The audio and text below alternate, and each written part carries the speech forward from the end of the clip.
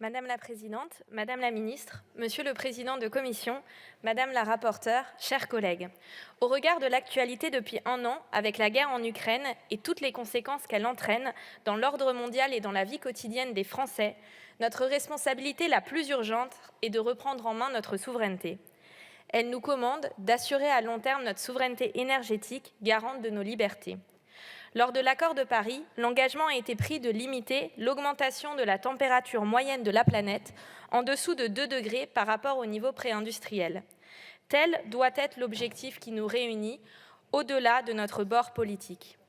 Concrètement, cet engagement se traduit par une maîtrise de notre empreinte carbone à environ 2 tonnes de CO2 par an par Français d'ici 2050. Nous y sommes encore loin. Notre empreinte carbone est actuellement de 8,9 tonnes par an.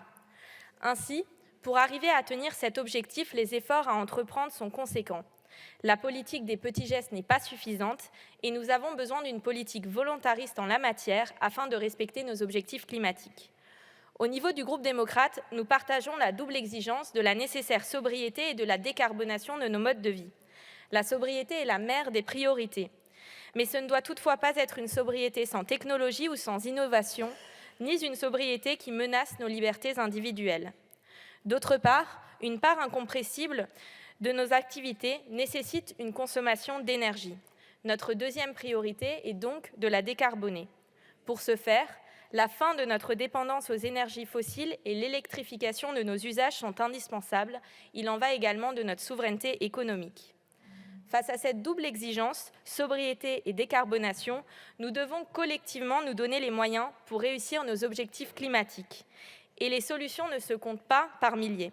C'est dans ce cadre-là que le groupe démocrate accueille favorablement ce texte relatif à l'accélération des procédures liées à la construction de nouvelles installations nucléaires et au fonctionnement des installations existantes.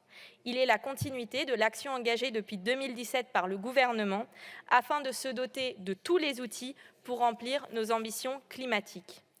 Je souhaite ici rappeler la ligne politique du groupe démocrate sur le sujet du nucléaire. Nous sommes pro-climat. Nous ne sommes pas dogmatiques et nous avons bien conscience des difficultés et interrogations légitimes que pose le nucléaire.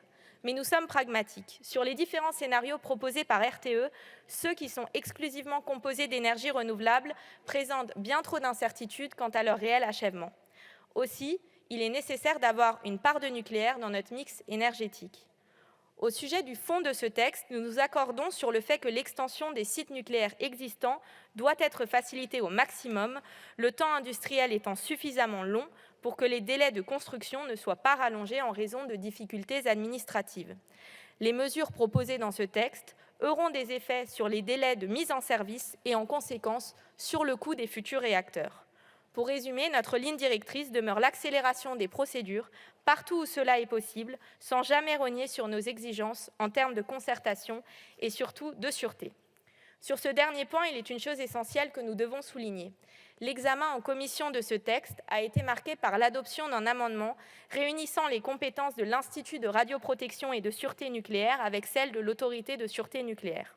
Notre groupe n'a pas apporté son soutien à cette mesure au stade de la commission, regrettant un manque de temps et de concertation et s'interrogeant sur la pertinence de réunir les missions d'expertise et de recherche avec celles de décision au sein d'une même structure.